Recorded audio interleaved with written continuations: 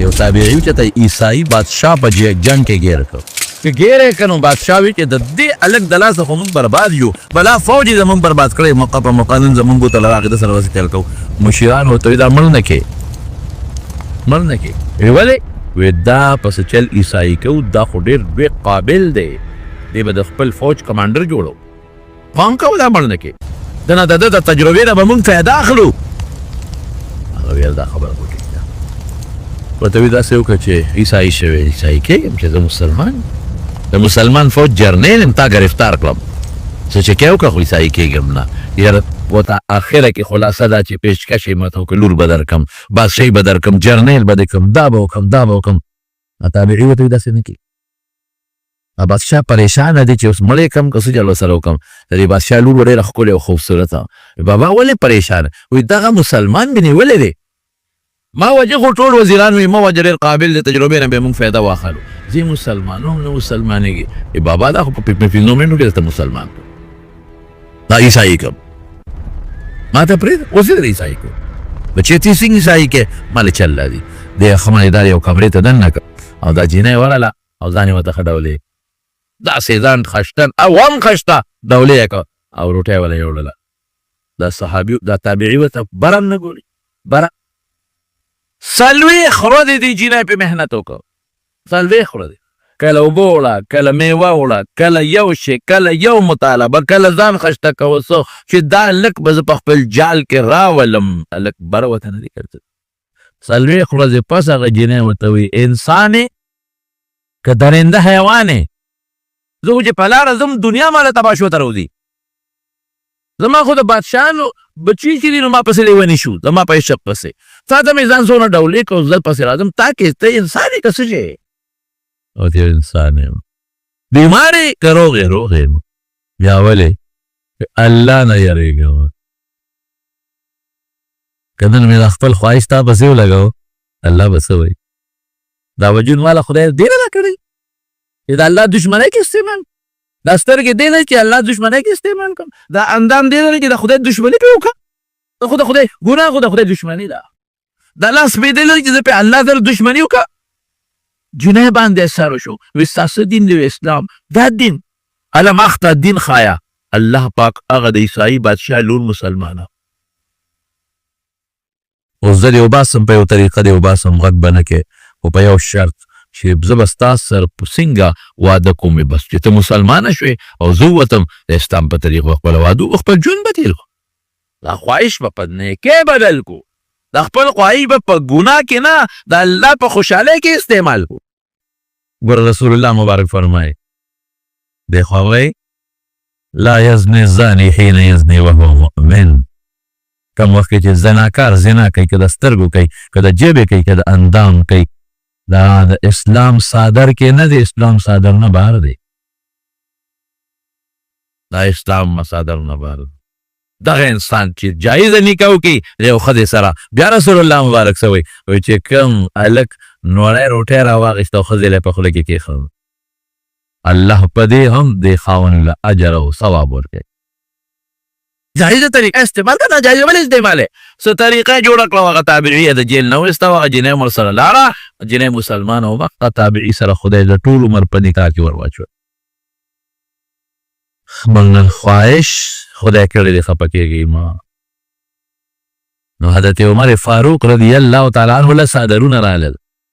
هغې تقسیمون په صحابو کې هغه ام کلثوم چې د حضرت عمر په نکاح کې ده هغه ام کلثوم ماشومه ده وی عمره امیر المؤمنین نه وي دا سترګې مې درنه ایستې وی زه بابا ته دې وویل څادر مې خوښ دی چې کور ته راله بابا ته ولي صاحب ته وی دا څنګه امیر المؤمنین دی بابا څادر یې پرېښود مخ پوته نیغ نیغ کتل وی ما خو ورته غوسه وکړه وی خیر دی بچې دا دې خاوند دی هغه پوه شو چې دی بل مقصد له لېږلی و هغه جینۍ د حضرت عمر په نکاح کې داخله شو او عجیبه دی چې یو بله واقعه هم ده چې په نکاح کې داخله شوه نو د عمر صاحب عمر زیات و غصه ناکه و جینۍ عمر کم و روزانه به کور کې جګړې وي او دې بانډیسیانو به دا ښځې ډېرې دبولې نو عمر صاحب په منبر اعلان کړو چې ښځه مه نه وهئ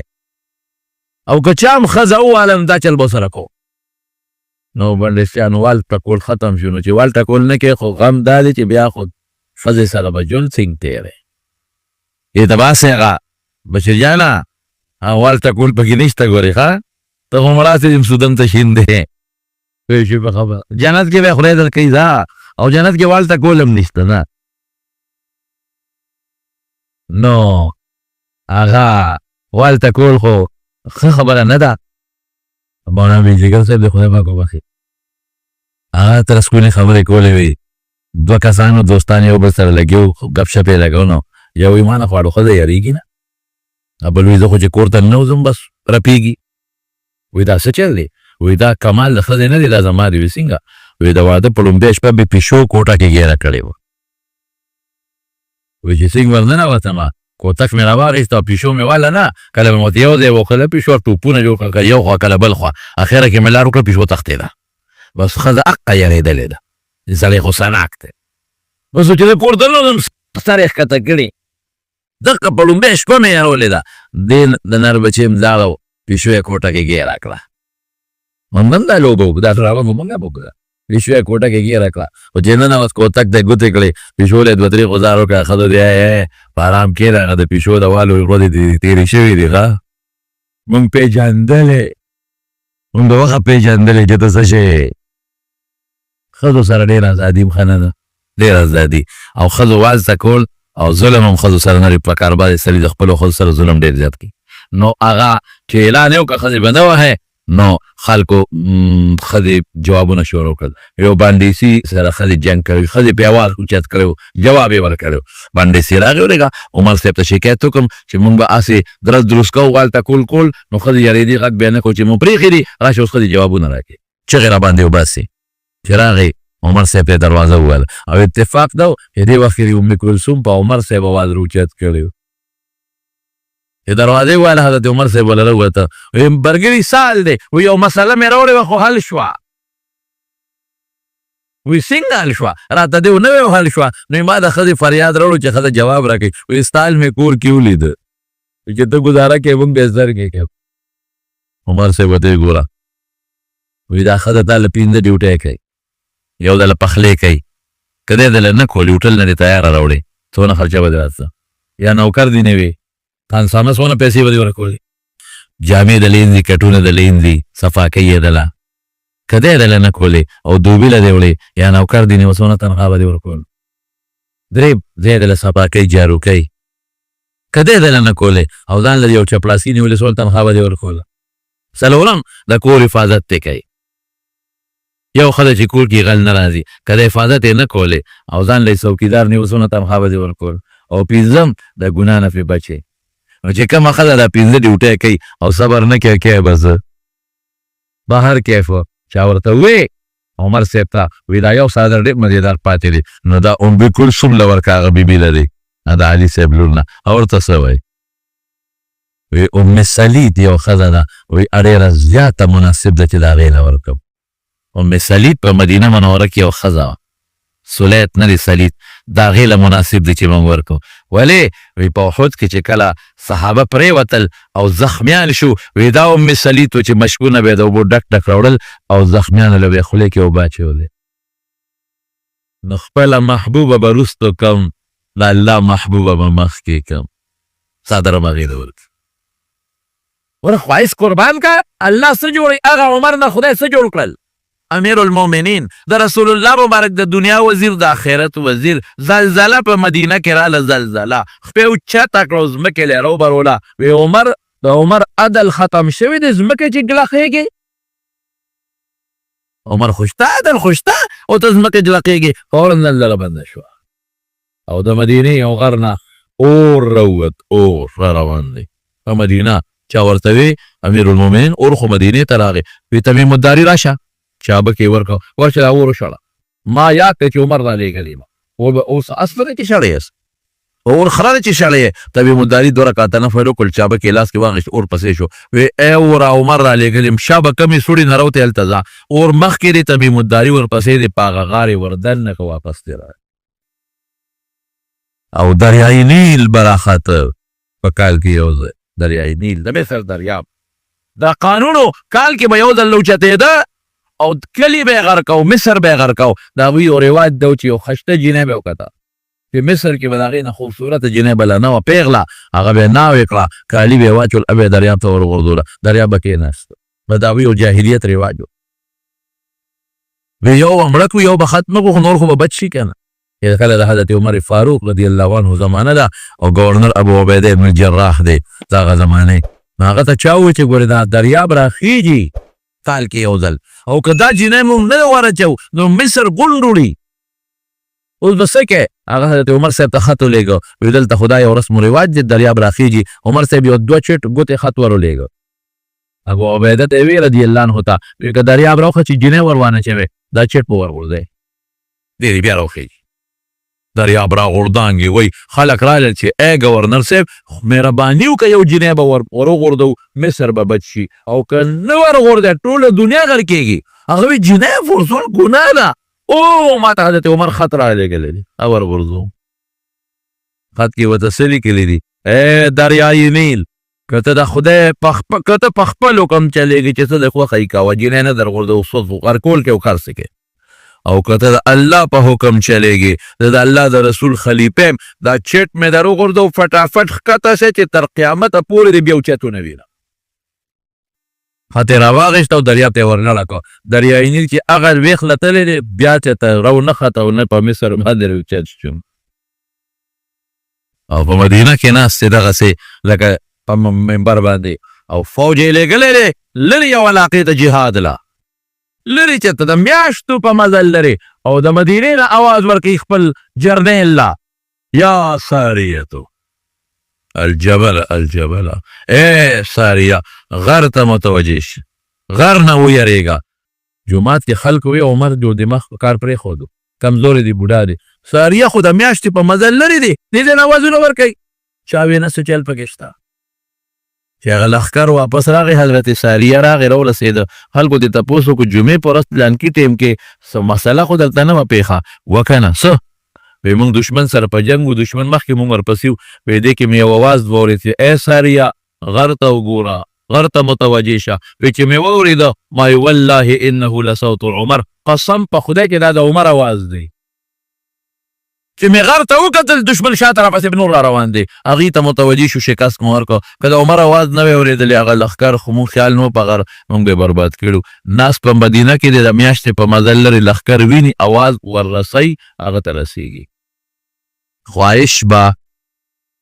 د دین تابع کوو خواهش به د دین نن خواهش مونږ خدای کړی دی خفه کېږئ مه خو د مارونو یو خبره په ښکار کې شته ګورئ نبی علیہ السلام فرمایي چې څوک هم د ښکار شوق کوي ده کې به د عبادت نه او د خدای د ذکر نه غفلت پیدا کېږي ښکاري سړی هر وخت په دې سوچ کې چې زه به کله ښکار له ځم دا ښکار به کله کوم هلته ښکار دی او دلته رمانځه وخت شو خو که دا لمونځ کوم خو دا مرغۍ رانه بېدرکه کېږي راشه ورپسې ځه ګرځي ورپسې ډزې مې پرې کوي په جالونه هم ښه دا جال مې غورځولی دی که دا اوس نه راکاږم او دا کبان رانه خرابېږي او هلته د مانځه وخت دی ذکر فکر د الله یاد منځ دې نه غفلت پیدا کوي خو دونه معلومه شوه که یو سړی پر ښکار ظلم نه کوي زیاتې پې نه کوي خوراک اوبه له پوره ورکوي او دې ساتي نو ساتلی شي دې حدیث نه معلومه شوه بل دې څه معلومه شوه بل دا چې یو ماشوم دی لا واده هم نه دی کړی او هغه ته وایي د پلانکي پلاره زموږ دا طالبان توپېږي دې ته حسن تفاول وایي حضور پاک یا ما عمر ای دا عمر پلاره څه مطلب چې خدای دې دله زوی درکړي ښځه به درکړي ځواني دې درکړي زوی دې درکړي د هغه به عمر وي زه درته اوس نه د عمر پلار ویم نو په هلکانه کې او په ماشوموالي کې هم دې ته عربیان کونیه وایي دې ښودی شي بل دې څه معلومه شوه د رسول الله مبارک یو پیشنګویي د لږ عمر خاوند ده او مخته وشوه هغه هلک په ماشوموالي کې وفات شو ماشوموالي کې وفات شو داسې قسمت د حضور پاک په صفتونو کې یو صفت دا دی چې دا خو ما دې کې طالبانو یو درې خبرې نور هم دي خو په هغې تاسو نه رسئ دا زمارونو د پیغمبر علیه السلام صفت و چې خبره به لږه وه الفاظ به لږو مقصد به پکې ډېر زیات نو د یو حدیث اوس فرمایلی چې دې درته ویم لا یؤمن احدکم حتی یکون هواه طبعا لما جئت به وی هغه پورې یو سړی سوچه مسلمان نشي جوړېدی چې خواهش د دین تابع ما جئت به قرآن سنت ما چې کوم څیز راوړی دی قرآن او سنت چې د خپل خواهشات د هغې تابع کړي دا مسلمان او که د خپل خواهشات یې د دې تابع نه کړل دا د مسلمانۍ د رنګ نه او د مسلمانۍ د خوشبو نه او د اسلام د حسن نه او د اسلام د خشته ښکلي څادر نه دی بار ووتی په زمانونو د دې مختلف قسمونه دي نن موږ څه چل شروع کړی دی نن ټول د خواهشاتو جنګ نن شریعت یو طرف ته کړی دی موږ خواهش مو مخکې کړی دی شریعت دی خوا خواهش مخکې خواهش د خېټ هم دی د ډوډۍ خواهش د مکان هم دی چې ځان له ښه بلډینګ جوړ کړم خواهش د موټر هم دی چې ځان له ښه موټر هغې نه ښه موټر هغې نه ښه والم د ټولو بچو مې دي وي د ټولو زمانو د ټولو رونو د ټولو ډېرونه دي وي دا مې یو خواهش دی دا هم خواهش دی د ښځو خواهش مختلف د خواهشاتو یو فهرست زموږ په دې سترګو کې پروت دی دین مو یو طرف ته کړی دی خواهش بل طرف ته کړی دی دې ته خواهش پرستي وایي نن دنیا په دې لګیا ده نن سهار نه پلار ماشومان پاسوي مونځ ورته نه ښایي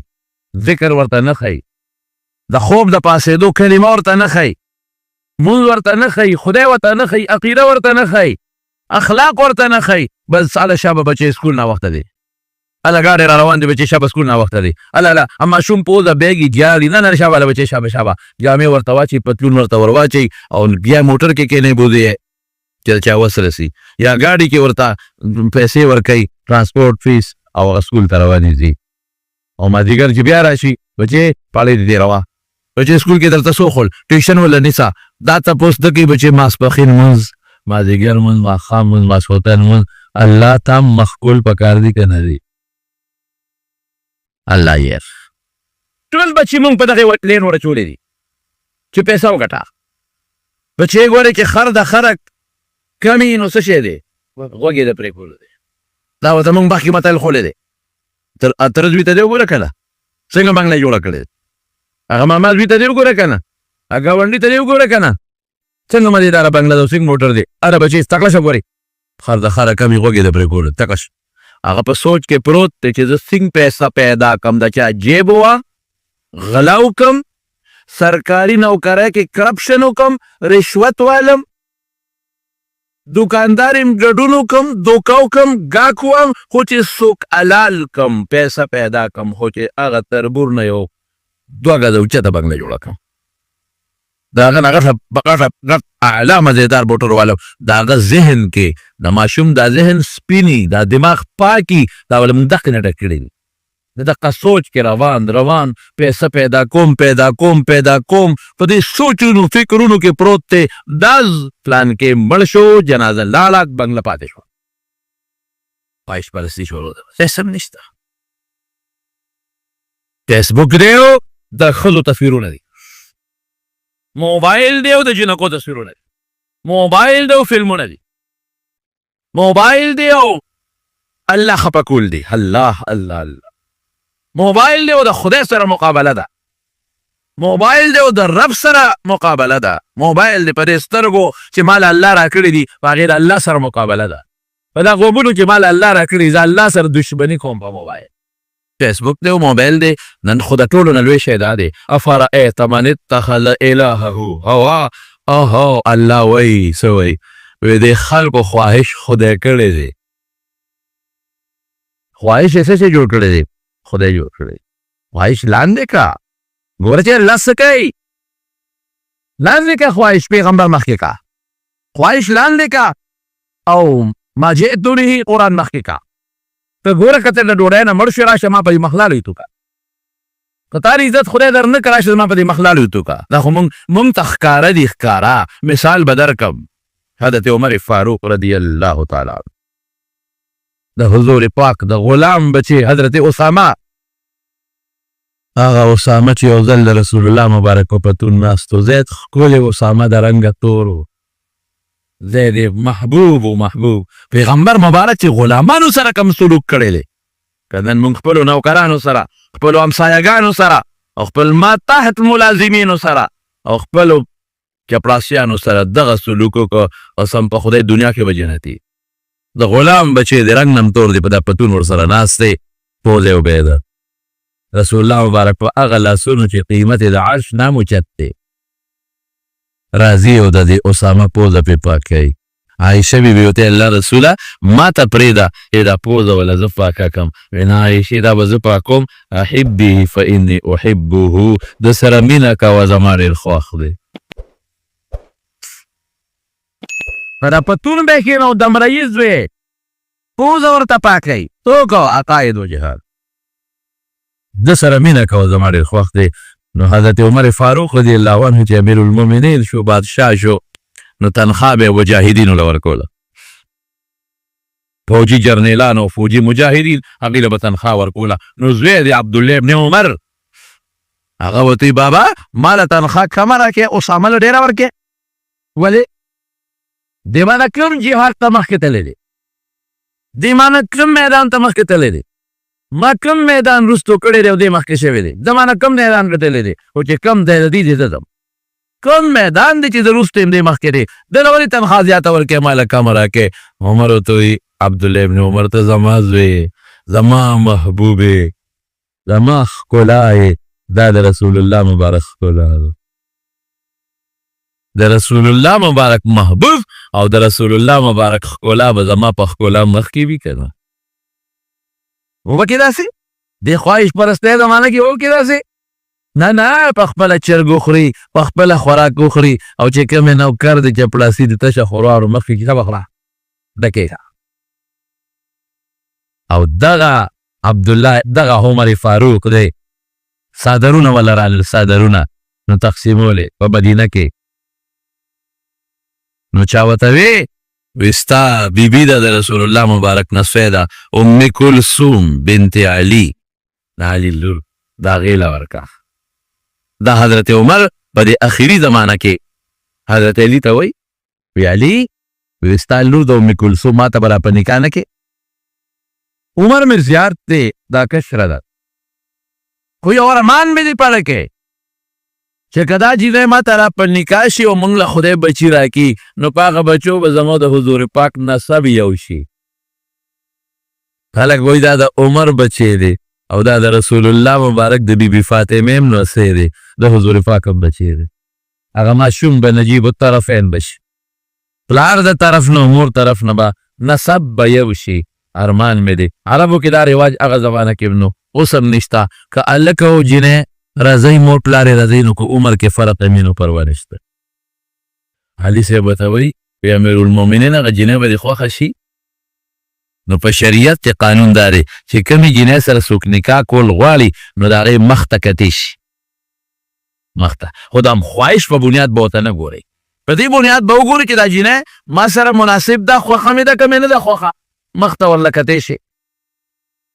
او که د خواهشاتو سوچ ته راځي نه هغه دفع کوه نو علي صاحب ورته وایي یو څادر ورکوم او در لېږم نو ته وګوره که دې خوښه شوې نو زما هم دا خواهش دی چې تا له یې په نکاح کړم هغه وی ښه ام کلثوم ته علي صاحب وایي د فاطمې لور ده بیبي فاطمې رضی الله تعالی عنها وی بچې دا څادر امیر المؤمنین د 100 عمر له وی بابا مې راکړی دا دې خوښ دی که نه دی خوښ دې څادر یو له امیر المؤمنین دا څادر مې بابا راکړی دی وګوره خوښ دی که دی نه دی خوښ نو عمر کې ډېره حیا وه هغه د دې جینۍ مخ ته نه شو کتی حیا د وجې نه نو خپو ته یې وله کته چې ودرې که د خپو نه بس اندازه معلومه کړو خپو ته به وګورو جینۍ پې پوه شوه ورته وی امیر المؤمنین وی زما څادر دې پرېښو څادر مې درته راوړی دی هغې ته نه ګورې زما خپو ته نه ګورې سم دی که امیر المؤمنین نه وی چې سترګې مې درنه ایستې وي هغې کې هم ډېره حیا وه که نه د بیبي فاطمې لور ده د بیبي فاطمه کې څومره حیا وه یو ځل حضور پاک سره ناسته ده میاشت ختلې ده رسول الله مبارک ورته فاطمې میاشت ختلې ده دې ونه کتل سر یې ښکته فاطمې تا ته وایم میاشت ختلې ده دې بیا سر ښکته بچې میاشت وی بابا د الله رسوله زه خو د درېیمې دویمې څلورمې میاشت ته نه ګورم ولې بچې وی دې وخت کې سړي ورته ګوري زما د سړو نظر پرې میاشت یو ځای کېږي راشه د څوارلسمې سره مسلمانانو ته، راشه د ټقارو کېړو ته، راشه بربنډو خپو ته، راشه بربنډ ګریوان ته، راشه بربنډ سر ته، لیچو ته. هغه جینکې نن فخر کوي، نن په بورقا زمونږ لوړه خویندې شرمېږي، نن په حیا زمونږ لوړه خویندې شرمېږي. او وایي دی کې زما او د سړو نظر دی وخت کې سړي ورته ګوري که نه، د دوی مې د نظر یو ځای کې شریعت کې هېڅ منع نشته، سړی هم دی ورته ګوري، ښځه هم ګوري، هېڅ ممانعت نشته. لیکن دا د هغې حیا وه چې پیغمبر مبارک ورته وي وګوره نو بیا ګناه خو نشته، لیکن دا د هغې حیا وه. او چې کله مړه کېده که نه، بیبي فاطمه نو وصیت یې وکړ، وایي چې زه مړه شمه او زما جنازه وړی، خو د شپې زما جنازه وړی، دروازې به نه وړی. او بل زما د جنازې د پاسه دا ډولۍ اوس خلک اچوي که نه د زنانه، دا مخکې را د حبشو کې دا رواج دلته نو، وی زما په کټ د پاسه به لرګي کېدی، د لرګو د پاسه به څادر واچوی چې زما کفن هم څوک ونه ویني. د رسول الله مبارک لور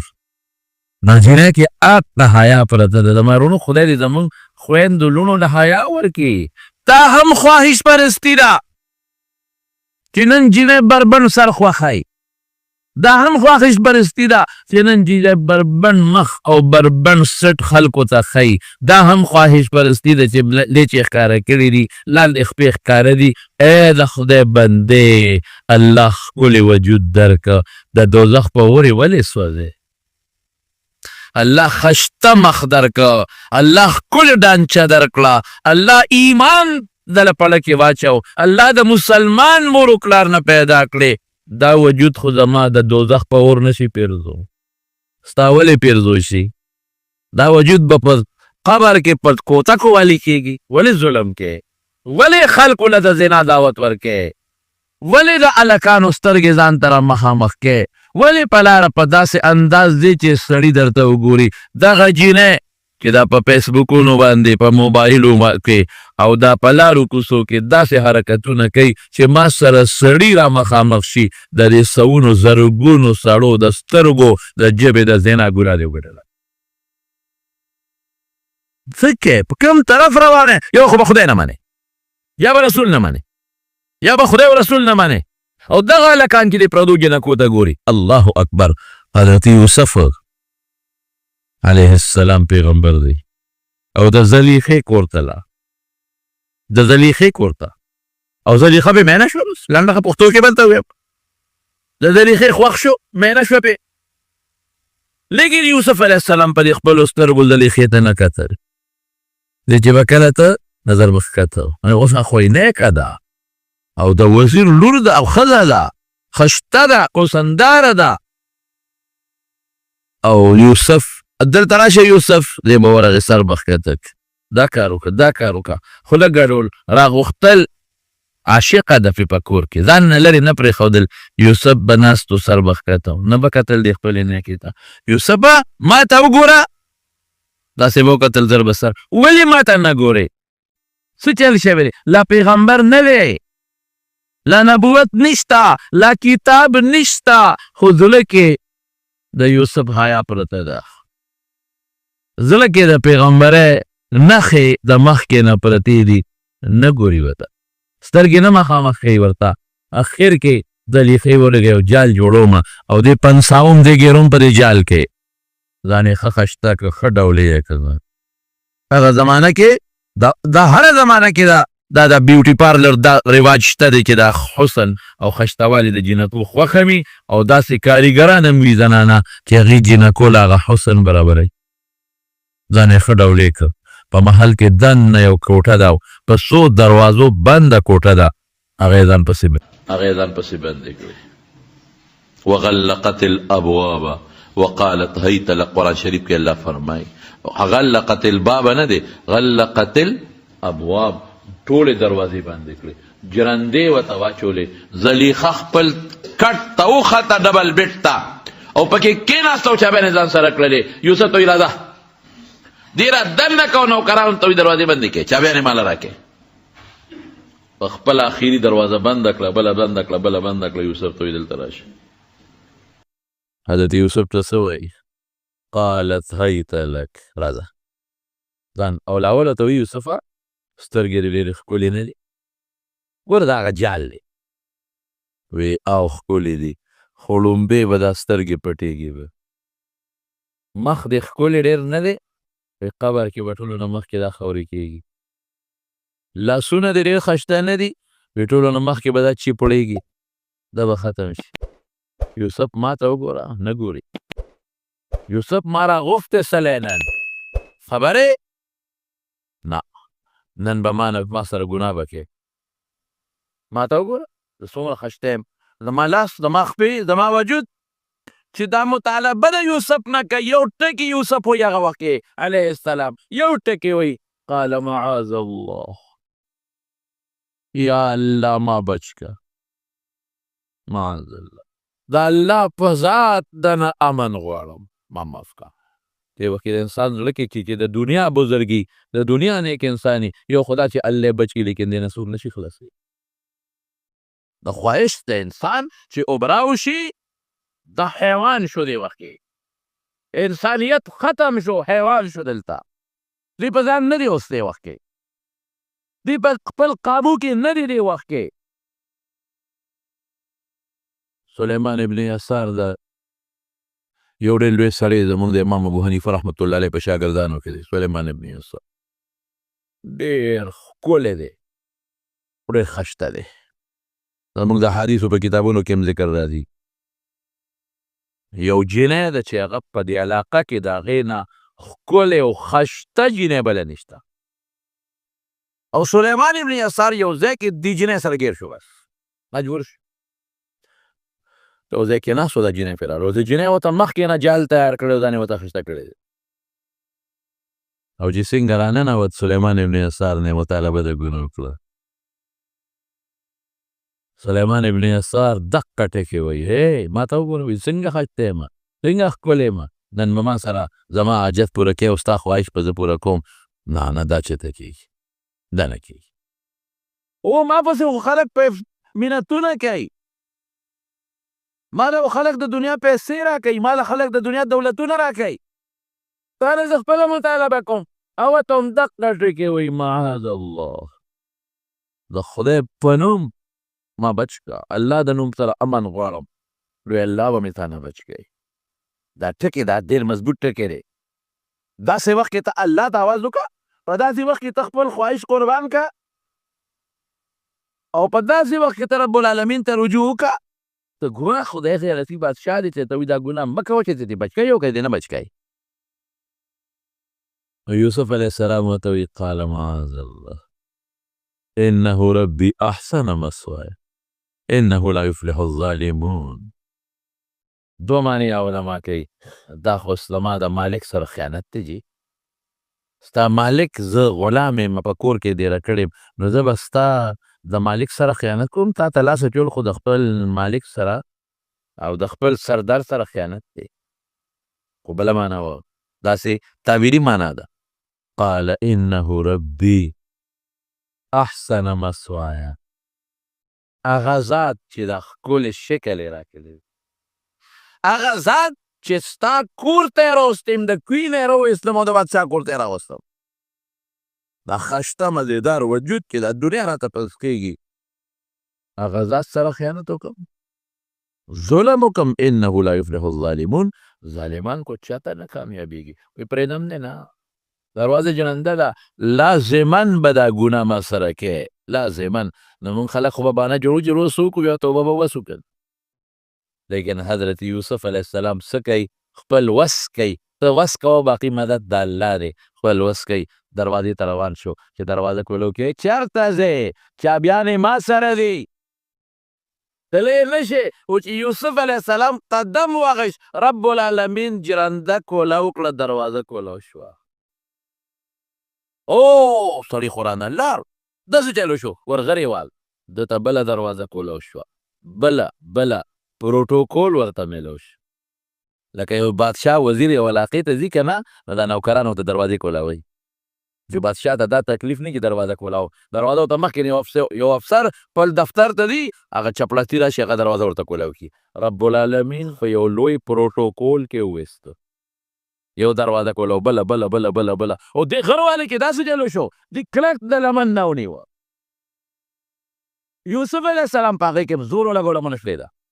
او چې یوسف علیه السلام بار و زلیخه ورپسې بار ووتله بار عزیز مصر زلیخې خاوند ولاړ دی دنیا خلک راغلي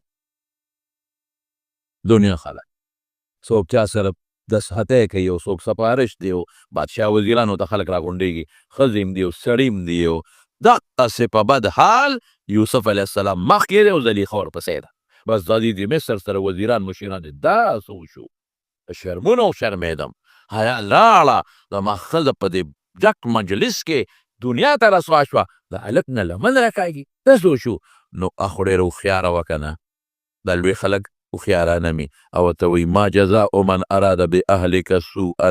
الا ان یسجن او عذاب الیم یوسف لاس را واچو الزام یې په هغه ولګاو ما ته لاس را ټولې دي یوسف چې زه ورپسې شم وتښتېد رانه ما دې ځان خلاص کړ چې نه ونیوه مې وتښتېد لمن نه مې لمنه یې وشلېدله داسې را چولې دی او بیا خاوند ته څه وایي اوس به دې پته ولګي چې ستا عزت باندې څوک لاس اوچت کړي ما ته لاس واچوي ته به ورسره څه کوې یا به جیل کې چې یا به مضبوط عذاب ورکوې زموږ دا مفسرین لیکي وي دا جیل یې مخکې کړ الا ان یسجن او عذاب الیم جیل یې ور مخکې کړ په عذاب یې نه شو پیرزو جیل کې واچوه ښه یوسفه زما آیات ریتلي وو زما کور کې اوسېږي زما نوکرې زما ښځې ته د لاسه چولې دی او ورته څه وایي قال هي راودتني عن نفسي بادشاه سلامت دې لاس را چولې دی ما نه یې مطالبه وکړه دروازې بندې کړې وې زه ترې خلاص شوم اوس دا چېته مني عقل خد دروازه چې بنده شوه رالې څنګه او هلته چې څومره خلک دی ټول وایي نه چې دا بادشاه سلامت او داسې موقع کې خلک بیا د بادشاه مستم کوي بادشاه سلامت بیبي پاکه ده ښه بیبي پاکه ده روانې ده دا کوم ځای کې دي چې دروازه کولاویږي او دې ته رامنډه وي دروازه بنده شي بیا دې را تښتېدی شي الله پاک کوړه مدد کوي یو مدد یې دا وکړه چې ګناه نه یې بچ کړو دویم مدد یې څه وکړو دروازې ورته کولاو کړې دریم مدد یې څه وکړو یو پروټوکول سره لاړ څلورم مدد یې څه وکړو څلورم الله پارسي کې حکمتي که دا خاوند ته خبره نه وه ښکاره شوې سبا زلیخې بیا مطالبه کوله بیا به کوله بیا به کوله ګیره او بلاس به ورچو ګناه کې به مبتلا کېده اوس بل مدد څه کوي یو ښځه د هغې سره یو ماشوم بچی دی او د مور پی خوري یوسف وایي دې لاس راواچو د لاس راواچو هغه ماشوم د مور سینه پرېښودله وشهد شاهد من اهلها ان كان قمیصه قد من قبل فصدقت ان كان قميصه قد من قبل فصدقت وهو من الكاذبين وان كان قميصه قد من دبر فكذبت وهو من الصادقين ان كان قميصه قد من قبل فصدقت وهو من الكاذبين کمیس ته یوسف وګورئ چې مخکې نه شلېدلی دی که وروستو که کمیس مخکې شلېدلي نو دا زلیخه رښتونې ده یوسف دروغجن دی د لاس ورچو هغې ته ځان خلاصو کمیس یې د مخکې نه شلېده او ان كان قميصه قد من دبر فكذبت وهو من الصادقين او که کمیس د شا نه شلېدلي نو دې ته تښتېده او دې رانیوه نو دا دروغجنه د هغه رښتونی دی نو که دا خبره بل چا کړې وي نو خلکو به رد کړې وه خو ماشوم وکړه او د پلو ماشوم خبره وکړله نو ماشوم خو چې خبرې کوي الله طاقت ورکوي د گویا یې خلکو منله وګورئ د کمیس ته یوسف وګورئ چې فلما رأى قمیصه قد من دبر قال انه من کیدکن ان کیدکن عظیم چې کمیس یې وکت لاندې شاته نه شلېدلی الله مدد وکړه که نه کوای اوس عزیز مصر پوه شو زلیخه زیړه شوه رنګ یې زیړ شو او عزیز مصر پوه شو نو ورته څه وایي عزیز مصر زلیخې ته هغه ورته وایي انه من کیدکن یوسف اعرض عن هذا یوسف بس په دې خبره کار نه کېده دا خبره چاته ونه کړي چې زلیخې لاس را چولې دی دا خبره دلته ختمه کا واستغفري لذنبك انك كنت من الخاطئين. زلیخې د خدای نه بخښنه وغواړه، غلطي ستا ده. نو زه وایم چې رئیس مصر ډېر بې غیرته و، دله و دله، بې غیرته و. دغه وخت کې بخښنه وغواړه، ښه مضبوط د کټ بازو د زلیخې د اوږې ښځې ته وایي بخښنه وغواړه، خدای نه بخښنه وغواړه، راګېره که واښه مضبوطه لږه وکړه، د پښتو معامله خو څه وکړه. ولیدې دا ماشوم ګویم وکړه واستغفري لذنبک، بخښنه وغواړه د خدای نه، انک کنت من الخاطئین. دا ښځه کمزورې سړی هم بې خوند دی، کمزورې شی بېکار و، شی کمزورې بېکار و، بېکار. الله دې مسلمان وساتي، د داسې بې حیا نه رب العالمین مسلمان وساتي. انک کنت من الخاطئین ونه ستا ده. ماشوم په ذریعه الله صفا خو خیر ځلې بیا د څه چل وکړو، بیا جیل ته یې ولېږه. خبره خوره شوه بس جیل ته یې ولېږه. فلبث فی السجن بضع سنین، جیل کې پات. او الله بیا خو قصه وګوره، ټوله قصه درته نه کوم، خو الله تعالی جیل لېږلو کې حکمت ته و چې الله بیا بادشاهي وله ورکړه، الله بادشاه کړه. خبره مې دې پورې کوله، خواهش به قربانۍ الله به مدد کوي، خواهش به قربان کې الله به مدد کوي. په دې هندوستان کې یو سړی تېر شوی، هغه ته به خلکو مشکي بابا وي، د هغه د وجود نه به داسې خوشبو تله لکه د مشکو. که یې تپوس وکړو وي دا تا ته ولې دا خو مشکي بابا وایي، تا نه خو دا ته خوشبویي کوم ځای نه پیدا کړې، ته نه خو داسې خوشبو دی چې بادشاه نه زیاته خوشبو درنه روانه ده. وي دا ریشي پیتې مې خرڅولې، دا لارو کې د پردو غاښونه دا ریشي پیتې چې وې دا مې خرڅولې.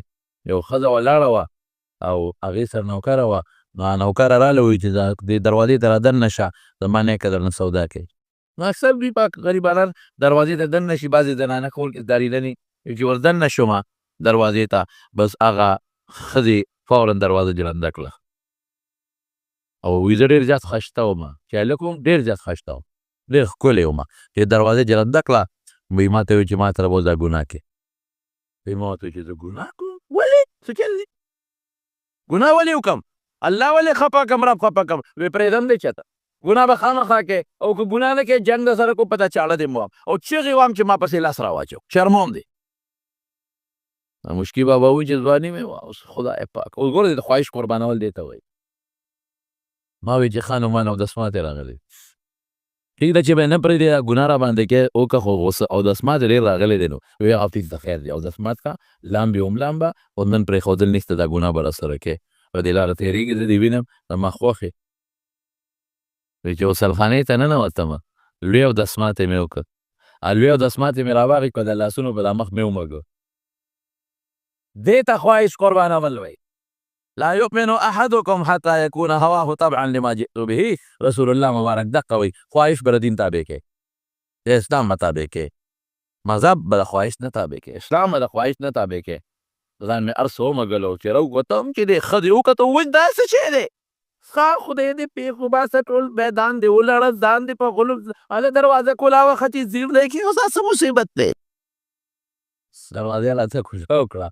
لاړم واکې غسلخانې ته ننوتم، هلته مې ولمبل، جامې مې لرې کړې او مې لمبل. چې مې ولمبل او ځان نه مې هغه ګندګي لرې کړه، حقه چې مې د وجود نه د مشکو خوشبو روانه ده، اوسه پورې ده. ما نن څه چل کړی؟ خواهش پسې روان یې. مشکي بابا ته جوړ شو، مشکي بابا.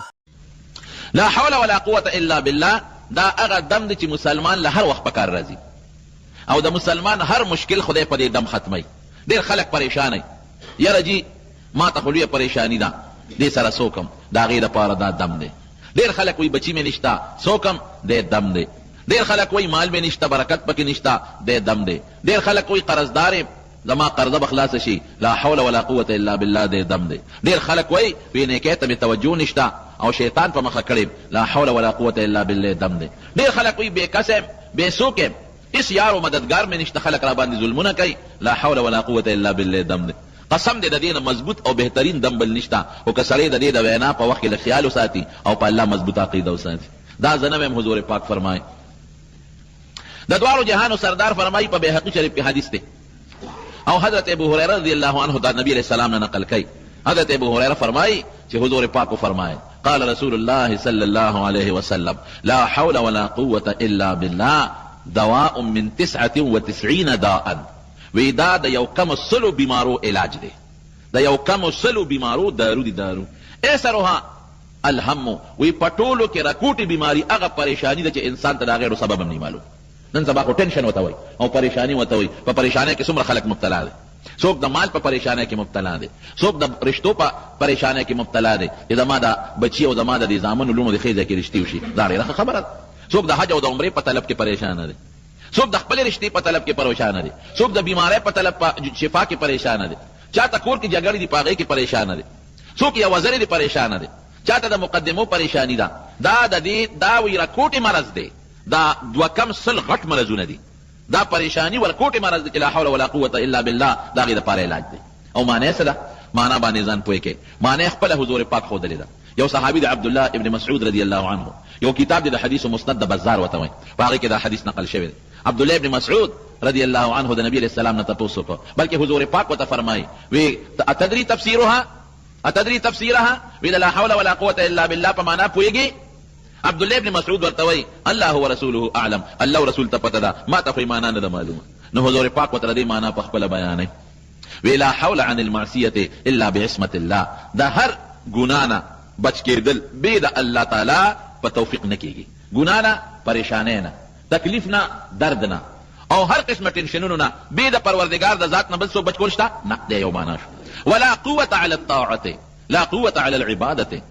لا قوة على عمل، لا قوة على الطاعة الا بعون الله. او چې هر کار کې تابعداري د خدای کې یا د دنیا یو کاروبار مثلا کې، نو په دې طاقت درکې څوک به درکې؟ الله. دی معنا شو. دا لا حول ولا قوة الا بالله معنا شو. او دا حقیقت دی. قسم دې داسې ځای کې بغیر چې اس په دې څوک نشي خلاصولی. څوک به خلاصي؟ یا الله. حضرت ابراهيم عليه السلام ته ګوره اور ته وغورځېد. نمرود وته اور بل کړی دی. نمرود دومره اور بل کړی دی چې په هوا کې مارغه په پاسه نشي الوتې. داسې اور دی. نږدې ولا څوک نشي راتلی. په دې چل نه پوهېږي چې د ابراهیم علیه السلام پکې څنګه وغورځو. په دې چل نه پوهېږي. ځکه که دې غورځو نو خو مونږ بیا غورځو، نو چې مونږ ورنږدې کېږي خو دا اور هم سوځئ. دې سره څوک دومره خطرناک اور. یو میاشت لګیا دي خلک او اور راوړي او خشاکونه راوړي او لرګي راوړي او میدان یې ډک بل کړی د اور نه. په چل نه پوهېږي چې زه څه وکړم. په دې طریقو چل نه ورځي. او فرشتې پریشانه دي. فرشتې الله ته درخواست کوي پروردګاره مونږ څوک وو، مونږ ته حکم وکړه پروردګاره ستا هغه بنده چې نن په ټوله ځمکه کې دقه یو تا مني بل څوک نشته. نو ټول مشرکان دي، شرک کوي. دقه یو بنده دی چې هغه تا مني او هغه نن اور ته غورځولی کېږي او دونه خطرناک اور. الله مدد یې وکړه. فرشتې الله ته درخواست کوي. الله فرشتو ته ورشه تاسو مدد وکړئ. یاره که د نه غواړي مدد اله. یو فرشته راله د باران وی ما الله نه اجازت غوښتې دی. ابراهیم علیه السلام ته وایي الله نه مې اجازت غوښتې دی او که ته اجازت راکړې خو ستا اجازت یې شرط کړی دی. که ستا خوښی نو اوس به یو ساعت سره ورېځ راولم او باران به دومره وکړم چې دا ټول اور به پې مړ کم ختم بشي. که ستا خوښی. وی نه زه خو دا نه ویم. ولې نه وی؟ دې کې دې غورځئ. هسه وایي الله اعلم بحالي ربي اعلم بحالي. پروردګار زما په حال خبردار دی. تا نه امداد غواړم، الله له ولې نه غواړم؟ رالېږلي بېشکه تا الله خو زما الله شته که نه، الله نه به مدد غواړم. لا حول ولا قوة الا بالله. د دې تکلیف نه بچ کوونکې او قابو موندونکې په روغ صحت بې د پروردګار د ذات نه بل څوک نشي کولی. الله نه به مدد غواړم. بله فرشته راله وی زه غرونو والا فرشته یم. زما په طاقت کې الله دا اختیار اچولی دی چې اوس دا څومره غرونه وی د اوچتولی شم ړقولی شم. یو غر به اوچت کړم په دې اور د پاسه به کېدم. ما له اجازت راکړه. وی د اجازت تاله نه درکوم. غورځئ دي په اور کې ما الله نه اجازت غوښتې دی خو ستا راځی پکې شرط کړی چې ابراهیم نه تپوس وکړه. وایي ربي اعلم بحالي. تا ته ولې ویم؟ الله ته ولې نه ویم؟ ابراهيم عليه السلام خو ابراهيم عليه السلام وکنه. قرآن کې الله ولقد آتينا ابراهيم رشده من قبل وكنا به عالمين. په ماشوموالي کې دله موږ پوهه ورکړې ده. بعض انسان ماشوم الله ولا پوهه ورکړي، عقل ولا ورکړي، سوچ ولا ورکړي، پوهه ولا ورکړي. بعضې بوډا سپینګري شي عقل پکې نه، پوهه پکې نه. بله فرشته راله وی زه د باد او د هوا او د زول او د طوفان والا فرشته یم. ما له الله د اختیار را کړی دی. څومره طوفان چې راولي دا زه راولم، څومره باد چې راولي دا بادونه زه راولم، طوفان زه راولم، سیلی زما په وس کې دا زه راولم. ما ته حکم وکړه الله نه مې اجازت غوښتې ده خو د ابراهیم نه تپوس وکړه. اوس به داسې طوفان او هوا راولم چې دا اور به اوچت کړم او د نمرودیانو په دا کورونو کې به یې ورخور کړم. دا چل ماله راځي. ټول د نمرود قلا، د نمرود قوم، د نمرود بنګلې، د قوم خلک دا به دله ټول نیست و نابود کړم. دا به دله ټول وسوځم. ګوره څومره مضبوط طاقتونه دي ورسره که دا مونږ ته میلو شي د دشمن په مقابله کې. مونږ وایو خو شابه دله اوس راغلی چې بېګا راغلی وې خبرې کړي. دا غر والا فرشته ته اوس راغلی که پرون راغلی وي چې دا غر دې اوچت کړی و د دشمن په دا سر دی ښودی. دا ته خو لږ لیټ شو که نه پرون په کار وه مونږ به فورا دا جمله استعمال کړې وه حضرت ابراهیم علیه السلام مکه ټکې وایي ربي اعلم بحالي زما رب زما په حال خبردار دا هغه عقیده په دې جوړه وه چې لا حول ولا قوة الا بالله خلاصې بې د خدای نه بل څوک نشي کولی او طاقت موندونکې بغیر د الله د ذات نه بل څوک بل چا سره طاقت نشته دا طاقت به د الله پیدا کوي ښه نو اوس به اور ته څنګه غورځئ نو بیا شیطان حرامي وله راغی شیطان ورته چل وښو هغه د دوزخ مچوغلې لیدلې وې یو ټال جوړ کړې او دې پکې کښېنوې او ټال له جوټه ورکړې د اور د منځ ته به وغورځېږي ټال یې وله جوړ کړ لوی ټال او مچوغله غوندې او په هغې کې ابراهیم علیه السلام کښېنو او بیا ظالمان دومره و چې ابراهیم علیه السلام یې بربنډم که جامې هم ترې لرې کړلې ځکه دشمن یې تذلیل وله کوي او ټال بیا نوچتېږي فرشتې د رحمت راغلي دي او ټال یې کلک نیولې دی بیا شیطان ورته وایي سرتور سر ښځې راولئ دا ټال به اوچت شي جینکۍ راوستلې سرتور سر هغې خپله ګډا مډا شروع کړه فرشتې د رحمت لاړې کوم ځای کې چې زنانه سرتور سري د رحمت فرشتې هلته نه ټینګېږي هغه ځي او ابراهیم علیه السلام یې اور ته وغورځوه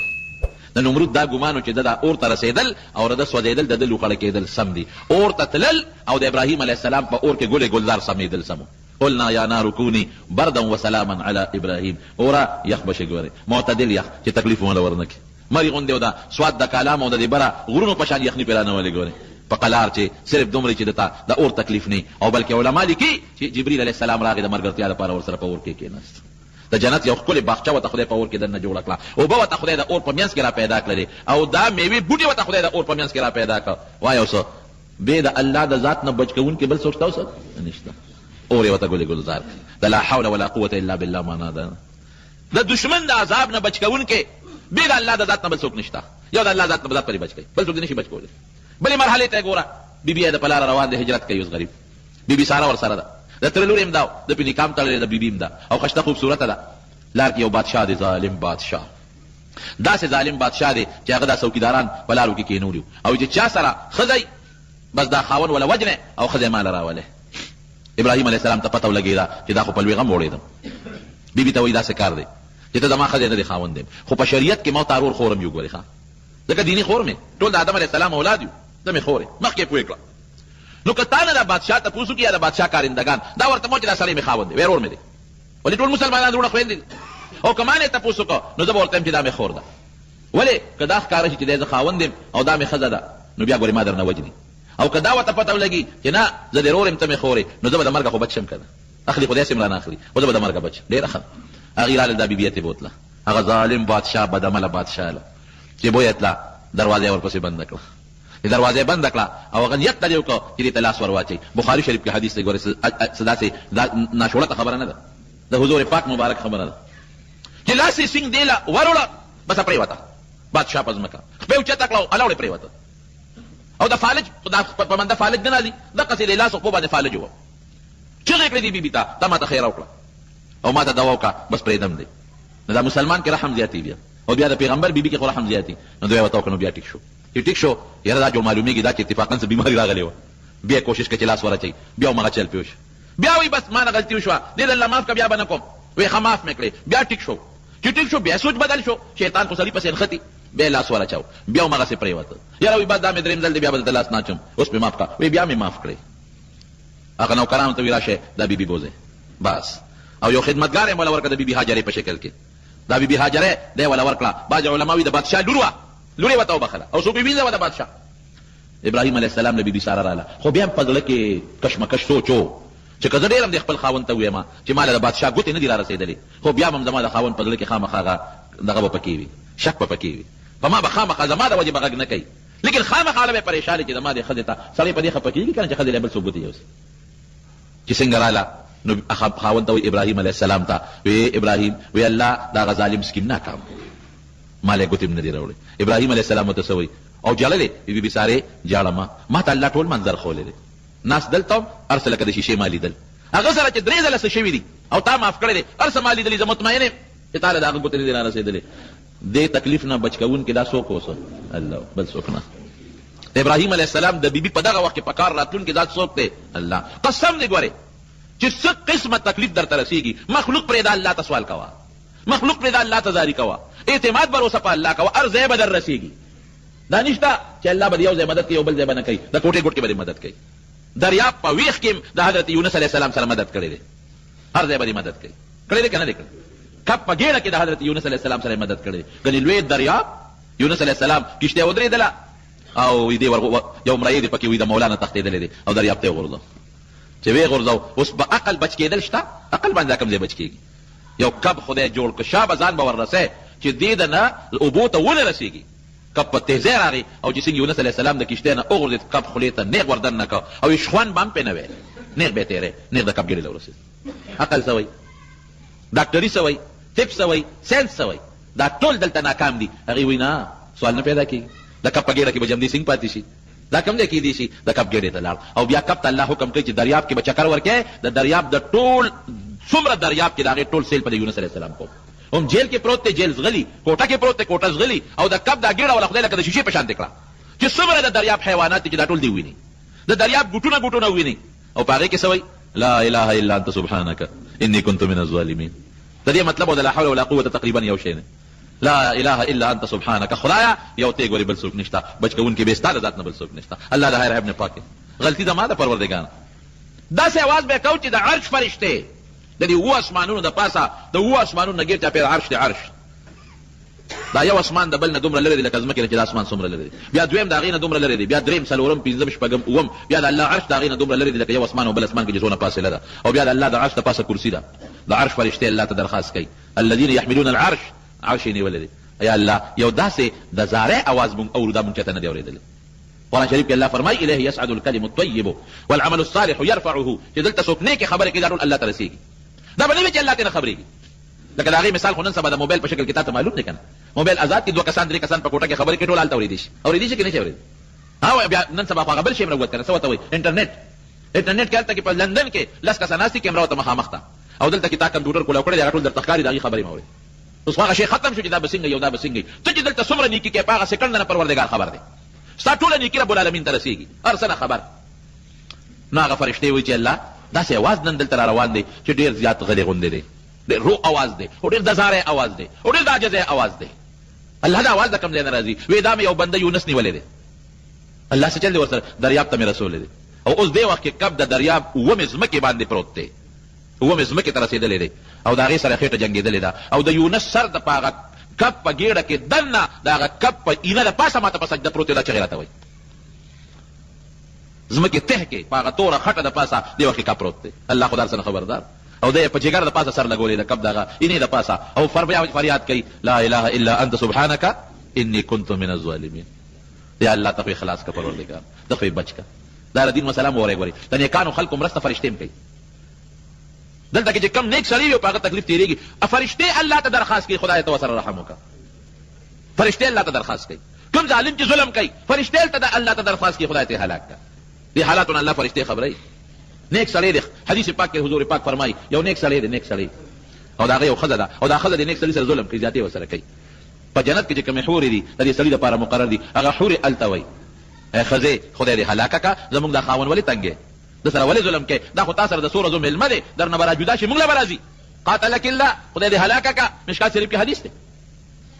هغه فرشتې پروردګار ته سوال کوي الله ته خو دې بچ کړه معافې کړه الله کب ته حکم وکړه راولټی کړه په غاړو باندې راوغورځو رب ذوالجلال څه وایي فلولا انه كان من المسبحين للبث في بطنه الى يوم يبعثون کده په کب په ګېډه کې زنه یادولې نو تر قیامته پورې به مې د قبلم جون ورکړی او دلم دقه دریاب کې به مې ګرځو راګرځو وایه که د خدای نه لوی زور د بل چا شته نشته قسم دې ګورې هر څه د الله په زور کې دي دې غټې زه کله سوچ کوم د شپې خوب نه راځي او سوچ کوم ان في خلق السماوات والارض واختلاف الليل والنهار لآيات لاولي الالباب خدای دې سپوږمۍ ته دې وګوره څومره ښکلې دې پیدا کړې څوک یو بلف نشي جوړولی همیشه دپاره نشي رڼا کولی پروردګار دې ځمکې ته دې وګوره دې نور ته دې وګوره الله دې ستورو ته دې وګوره پروردګار دې کائناتو ته وګوره دې انسان ته وګوره څومره ښکلې دې پیدا کړی دی دې شکل ته انسان وګوره الله د شکلونو کمی هم در سره نشته یو مور نه دوه بچي پیدا کړي د یو شکل یو شانتي او د بل شانتي د یو رنګ یو شانتي او د بل شانتي بټۍ کې په یو قالب چې خښتې جوړېږي یو شان جوړېږي فرق پکې نه یو قالب نه دی خدایه څلور پنځه شپږ لس بچي راویستل او د ټولو شکلونه د یو بل نه جدا رنګونه د یو بل نه جدا خویونه د یو بل نه جدا قدونه د یو بل نه جدا یو مخکې مري بل وروسته مري یو نیک یو بد دا څوک کوي جواب راکړئ الله کوي روغ رمټ سړی وي داسې بیماري پرې راولي چې نه چوڼې کې نه چوڼ حیران یې ورته خلک او بیمار سړی به ټول عمر به بیمار به سلو ته شپږو شلو کالو ته ورسوي دا څوک کوي الله دا د لا حول ولا قوة الا بالله معنا ده دا چې لګیم دا دې معنا ده لا حول ولا قوه الا بالله. هر تکلیف نه بچ کوونکی به د الله د ذات نه بل څوک نشته. تکلیف د الله په قبضه قدرت کې دی، د تکلیف بچ کول د الله په قبضه قدرت کې دی. طاقت چې موږ له خدای را کړی دی، د لاسو کې طاقت، سترګو کې د لیدو طاقت، وګونو کې د اورېدو طاقت، جبه کې د وینا طاقت، دا چا پیدا کړی دی؟ الله پیدا کړی. ولا قوه الا بالله. د الله د امداد نه بغیر هیڅ طاقت نشته. روغ رمټ سړی وي، ښه پهلوان وي، لاسونه ټیک خپې ټیک وجود ټیک، او ناګهانه فالج به وي. هغه خشته انسان، ښکلی انسان فالج و. څه چل پې وشو؟ جي فالج و، خپې نه کونټۍ جوړه شو، خپره کږه شي، بلې ورپسې اوچتئ. داسې ده که نه؟ لاس کوږ شي کوږ سمسې، بلې ورپسې اوچتئ. هغه خوله چې ده به پې ښکلې خبرې کولې او خشته ذکر به یې پې کو او ښکلې خبرې به یې کولې، هغې نه ډیوه جوړه شوه، لاړې ته بېږي، بل والا خوله پاکوي. رښتیا ده که نه ده؟ هغه انسان چې بلې په اوږه ګرځو، نن بل په اوږه ګرځئ، خولې نه لاړې بېږي، پوزه بېږي، لاس پالج خپه پالج والی. رونو روغ صحت د چا په اختیار کې دی؟ الله. او مرض د چا په اختیار کې دی؟ دا د لا حول ولا قوة الا بالله معنا ده. دا لوی تفسیر د دې کلمې معنا ده، لا حول ولا قوة الا بالله. سخته کې په کار به دې څوک راځي؟ نه دې زوی پکارېږي، نه دې لور پکارېږي، نه دې ډاکټر پکارېږي. دا ظاهري اسباب دي. دې کې که خدای مدد وکړه خو ډېره ښه ده، که نه سم نشته. د کوفه کې یو سړی تاجر و، سوداګر، داسې تاجر و چې ډېر امانتدار و، خلکو به ورسره خپل مالونه امانت یې ښودل. یو ځل د تجارت لپاره یو ښار نه بل ښار ته اراده وکړه. نو سامان یې ځان سره تجارت باندې خو څوک تش نه دي، پیسې دولت څخه واخېستل او روان شو. د کلي نه چې بار د کوفې و، کوفې نه چې لږ بار ووتو روان شو، یو سړی ورته په دې لاره کې ولاړ دی. ده ته اشاره وکړه، چېرته دی؟ وایي زه فلانکي ښار ته ځم. وایي ما به ځان سره بو نه دی، یو اشرفی بدله درکړم، دینار اشرفی دا بدله درکړم، او ما ځان سره بو، د ملګري به دې شم د سفر. د وایي ډېره ښه ده چې یوازې ځمه، نو راشه دې به ځان سره سور کړم، نو دوه فایدې به حاصلې شي. یو خو به یو اشرفی والم، قریب به تې والم، او دویمه دا ده چې د لارې به مې ملګري یوازې به ځم، نو د یوازې نه دا ملګرتیا ښه ده که نه؟ ډېره ښه ده، را سور شه. ځان سره سور که اشرفی تې واخېسته، روان دي ګپ شپ لګوي. هغه کم سړی چې ځان سره سور کړی دی هغه مرته ځان نه نیک سړی جوړ کړی. اوس هم بعضې خلک داسې کوي، موټر کې چا سره وخېږي چې څه منځ یې بولي، موټر تې والي یا دې مړ کړي یا وتښتوي. چې څه منځ یې لاړل، لارې دوه دي. اوس دا سوداګر په عامه لار اوس تېغ روانېږي. دا چې کوم دویم ورسره سور شوی دی او دوی په دې دویم په دې لار ولې نه دی؟ سوداګر ورته وایي چې ما ته دا لاره نه ده معلومه. وایي نه دا خو ما ته معلومه ده، ډېره لنډه لار ده، ډېره نږدې ده. ته چې په کومه لار دی دا خو اوږده ده، او دا ډېره لنډه لار ده. دې ورسره بیا خپلې ګپې شپې لګوي چې څه منځ یې لاړل، هغه لار په یو ځنګل ختمه شوه. لوی ځنګل دی، خطرناک، د انسان هډوکي هم پراته دي، د انسانانو کوپړې هم پرتې دي، د وینو نښې هم پرتې دي، او دا شاته کرایدار چې کوم د فورا دغه اسنه ودنګل، او په دې ملا کې یو خنجر پټ کړی، لوی خنجر دوه مخي دی، هغه یې راوویسته او دې سوداګر ته ویې راکوشه. او سوداګر غریب حیران شو، کوشه پرېږدم دې چې خدایه دا څه په مصیبت او په غم باندې ووړېدو. دا څه شو؟ دا سوداګر ورته داسې کار دی چې ستا مقصد خو دا مال دی که نه؟ مال ما نه واله، دا اسم ستا، دا مال هم ستا، چې څه دي ما ولټوه،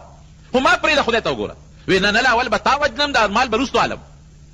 چې تا پرېږدم، خو ته به سبا ما پسې خلک راولې، زما نشاندهي به وشي، زه به خلکو ته معلوم شم. اول نمبر به تا لالم، وجنم به دې، هغې نه پس به مال سره ګورم. چې دا سوداګر اوس پوه شو چې سړی م را باندې مضبوط دی، چاړه ورسره د تقدیر م ته نه شمه، نو بس اوس دغې وخت کې څوک په سړي په زړه کې به څوک راځي، اوس الله به راځي. دا کوم وخت چې دا ګاډې وجنګېږي که نه، معمولي ډغره وخوري، نو چې مسلمان وي نو په زړه غیر اختیاري د الله نوم راځي، الله خیر. زلزله چې را شي که نه، نو فورا دی وي الله خیر. دریاب کې خپه وخوېږي که نه، نو دی وي الله خیر. د فطري تقاضا ده، دا نفسیاتي اثر دی، لکه به دې راځي چې بچ کوونکی ذات ګورې یو الله دی، بل څوک نه دی. نو دا سوداګر دی وخت کې وایي چې لا حول ولا قوة الا بالله. د دې مفهوم دی ښه، او د الله نه بغیر خو بل څوک د خلاصولی نه شي. یو 2 رکعته مونځ ټیم راکړه، دې غلطه وایي. هغه ورته داسې په نشه کې وخندل. زه وایي وکړه دا چې سته کومې کپرې یې نه که نه، دین داسې 2 لس مونځونه کړي دي، خو مونځ رانه خلاص کړي نه دي. دغله چې دا ارمان دې پوره کوي، 2 رکعته ته م وکړه، سلام ګرځی، نو بېغمه کوم به دی چې دې په مانځو درېږه الحمدلله رب العالمین او ولدوالین آمین، او صورت شروع کوي. دومره په هیبت چې صورت تیر شو،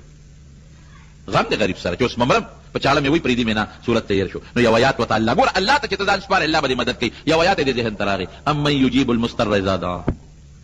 چې کوم سړی محتاج دی او الله ته چغه وایي، بغیر د الله نه بل څوک فریاد رس بل نشته دی. دا د آیات معنا ده. بس دا آیت یې ووې او دې کې دې په مانځه ولاړ دی، دې کې یو شهسوار غیبي راښکاره شو،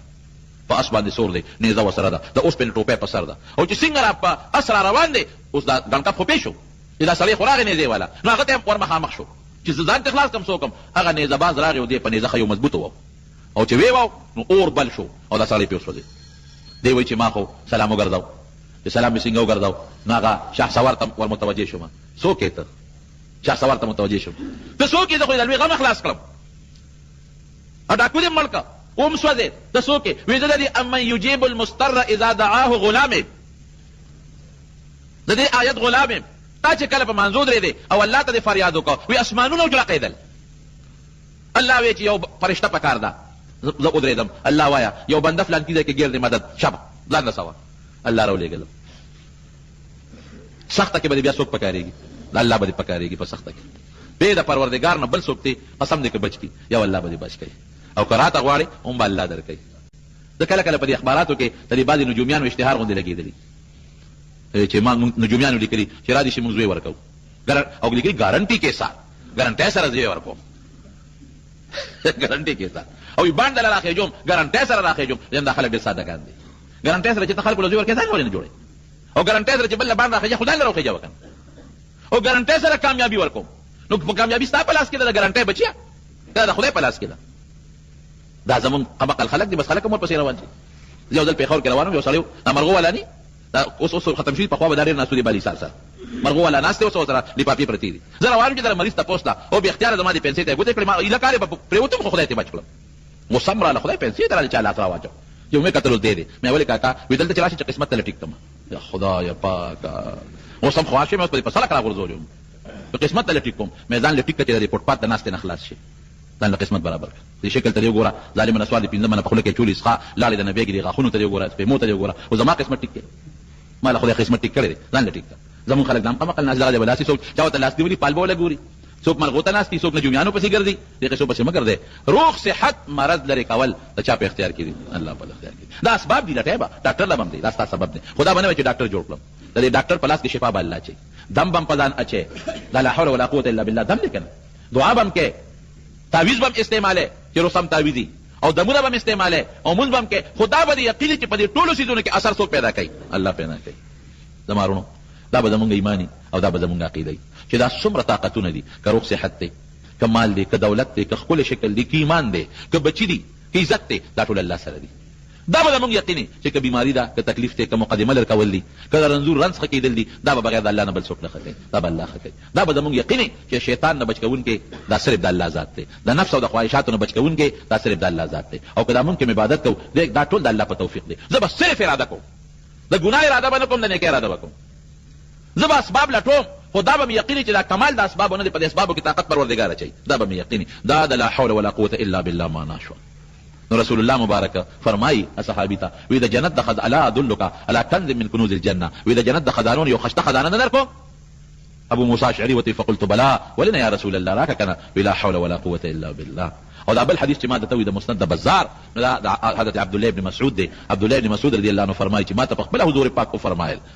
چې لا حول ولا قوة الا بالله چې دی دا دواء من 99 داء، د یو کم سلو مرضونو علاج دی. ایسرها الهم، او په دې یو کم سلو مرضونو کې راکوټي بیماری هم دی. هم څه ته وایي؟ مې راته وختي معنا وکړه. هم ټینشن چې ورته موږ وایو، پریشاني چې ورته وایو، غم ورته موږ وایو، هغه تکلیف چې د غیرو سبب نه معلوم. درونو دا بهترین دم دی ما درته وښوه، لا حول ولا قوة الا بالله. چې چاته څه قسمه پریشاني ده، تکلیف دی، غم دی، مصیبت دی، مقدمه ده، جنجال دی، لا حول ولا قوة الا بالله دی وایي. او چې چاته څه قسمه ضرورت دی یو څیزه، نو لا حول ولا قوة الا بالله دی وایي. دا د یو کم سلو هغه خطرناکو مرضونو علاج. زما خبره نه ده، رسول الله مبارک خبره ده. یو جامع شی موږ ته د دواړو جهانو سردار ښیي، او د جنت د تلو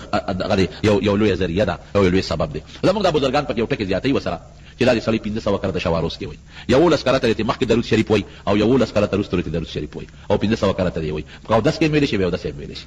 خدای چې سړی دی په 10 کې وایي، په یو ټیم ویل شي، په دوه ټیمو کې ویل شي، او په درې ټیمو ویل شي. او العلی العظیم دا د الله صفت ده، لا حول ولا قوة الا بالله العلی العظیم. دا صفت کو سره ډیره فائدہ بدر کی، او کدا وسره نه نو په حدیث کې الا بالله پورې راغلی دی، او په بل حدیث کې علی العظیم شته، دي کې نشته بلکې شته. نو که العلی العظیم سره سو کوئی لا خدا کنه وای، نو څه نقصان پکې نشته. زنانه ویل شي، نارینه ویل شي، او دا ځان له وظیفه وګرځوي. ان شاء الله عمل په کې ها زنانه تم دا ورسوي، په خپل په عمل کوي. دا یو قلا ده، قلا 1500 کرتا، 1500 نه زیات هم کوي وسلوي ویل شي، او 1500 زموږ د بزرګانو د طرف نه، د مشرانو بزرګانو طرف نه موږ خلکو ته دا یو تلقین دی 1500 کرتو. نو په دې عمل کوي، اولاد د چانی پریشانی وي، مصیبت کې مبتلا یا سنور څنګه یا د یو مقصد د حاصلېدلو لپاره لګیا دي، دې ته دغه مقصد نه حاصلېږي، هغې لپاره دی وایي دا ډېره ښه وظیفه ده، او خدای پرې موږ